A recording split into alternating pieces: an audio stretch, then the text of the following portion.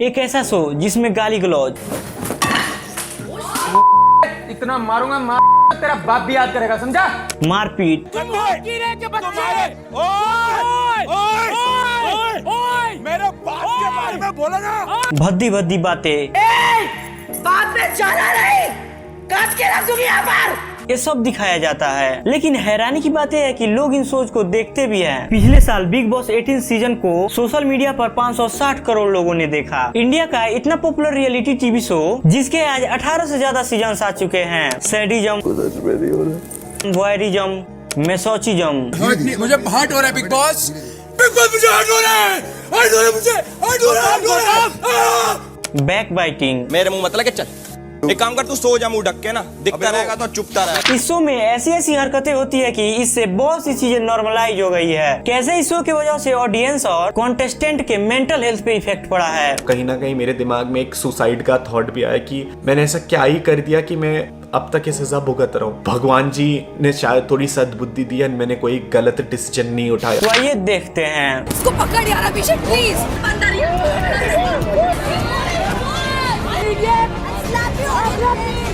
मैं आ जाऊं क्या अपनी पर?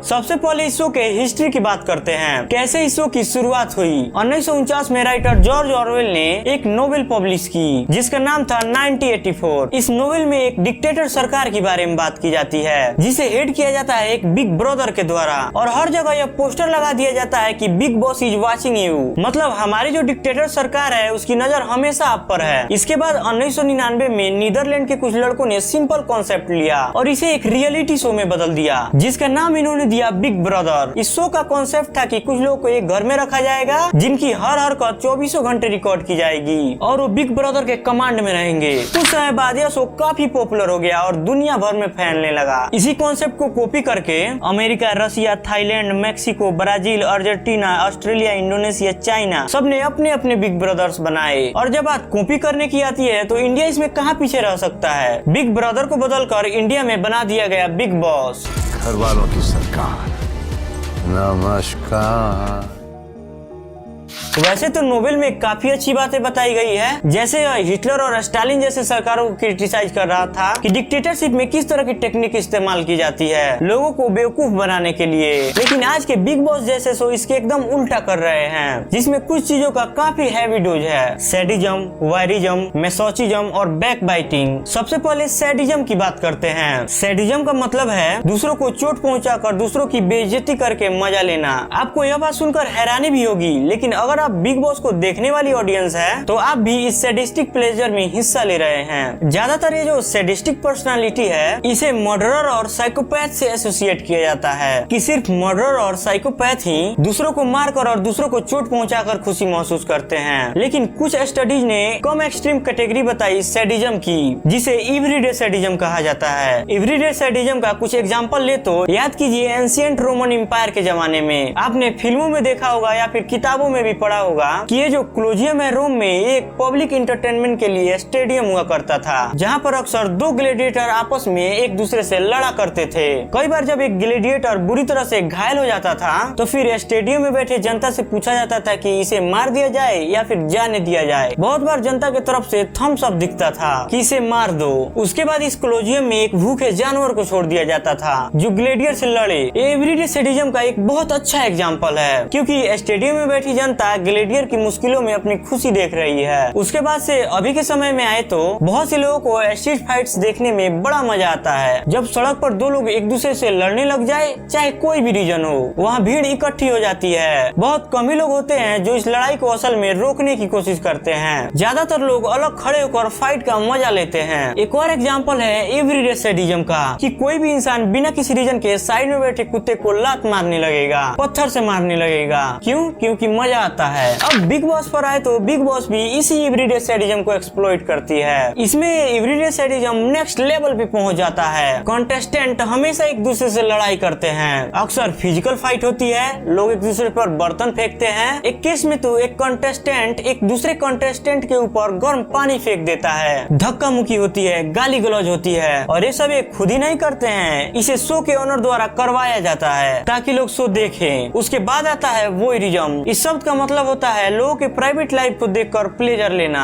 किसी के प्राइवेट लाइफ में क्या चल रहा है उसे करीबी से देखकर मजा लेना। इसका एक बहुत अच्छा एग्जांपल है कि कुछ लोगों को डेली व्लॉग्स देखना बड़ा अच्छा लगता है। कुछ ब्लॉगर्स होते हैं जिनके सारे के सारे ब्लॉग्स ऐसे ही होते हैं कि आज मैं सुबह उठा, ब्रश किया, मैंने अपने कुत्ते के साथ खेला और शॉपिंग गया। लोगों को आखिर क्यों ये सब चीजें इंटरटेनिंग लगती है? वायरिज्म की वजह से कि मुझे मजा आ रहा है देखने में इसकी पर्सनल लाइफ में क्या चल रहा है। इससे भी शर्म की बात यह है दोस्तों कि कुछ ब्लॉगर्स इसे एक्सप्लॉइट भी करते हैं कि देखो मेरी बच्ची रो रही है, जल्दी से कैमरा ले आता हूँ, मेरे बच्चे को चोट लग गई, सबसे पहले कैमरा उठाकर उसे फिल्म कर लूं, घर में कोई झगड़ा हो रहा है, सबसे पहले उसे दिखाऊं ताकि कंटेंट मिले। मेरे ख्याल से बच्चों को स्पेशली ऐसे ब्लॉग्स नहीं देखने चाहिए क्योंकि उनका दिमाग अभी पूरी तरह से डेवलप नहीं हुआ है। तो ये जो वायरिज्म की चीज है बड़ी खतरनाक हो सकती है उनके लिए। इसका एक और बड़ा एग्जांपल है सीसीटीवी फुटेजेस। लोगों को बड़ा मजा आता है देखने में कि जब सीसीटीवी पर कोई चोर कैप्चर किया जाता है, किसी का कोई मर्डर हो जाता है या फिर रोड एक्सीडेंट हो जाता है। मीडिया भी अक्सर ज्यादातर सीसीटीवी फुटेज को टीवी पे चलाती है क्योंकि लोग इसे देखना पसंद करते हैं। फिर बिग बॉस पर वापस आए तो पिछले साल बिग बॉस 18 में 107 कैमरे लगाए गए थे घर के अंदर और यहाँ पर 24/7 कॉन्टेस्टेंट को रिकॉर्ड किया जाता है और ऑडियंस को ये सुविधा दी जाती है कि 24 घंटे में कभी भी वो लाइव देख सकते हैं कि कौन इस समय क्या कर रहा है। अब आप तो जानते ही हैं कि देश में इतनी बेरोजगारी है, बहुत से लोग ऐसे ही बैठे हैं, उनके पास कोई काम नहीं है, तो क्या करे, इसी को देखना शुरू कर देते हैं। लोग अक्सर अपने जो पर्सनल सीक्रेट्स जो होते हैं वो अपने करीबी दोस्त के साथ, बेस्ट फ्रेंड्स के साथ शेयर करते हैं, लेकिन यहाँ पर उन्हें कहा जाता है कि अपने पर्सनल सीक्रेट्स नेशनल टेलीविजन पे यहाँ बता दो, कंटेंट मिलेगा, टीआरपी मिलेगी। और हैरानी की बात यह है दोस्तों कि इस रियलिटी शो के बारे में कुछ भी रियल नहीं है। कॉन्टेस्टेंट को पता है कि उन्हें 24 घंटे रिकॉर्ड किया जा रहा है इतने सारे कैमराज द्वारा, तो क्या कोई भी कॉन्टेस्टेंट अपने नेचुरल स्टेज में बिहेव करेगा? क्या उनका बिहेवियर वैसा ही होगा जैसा नॉर्मली होता है?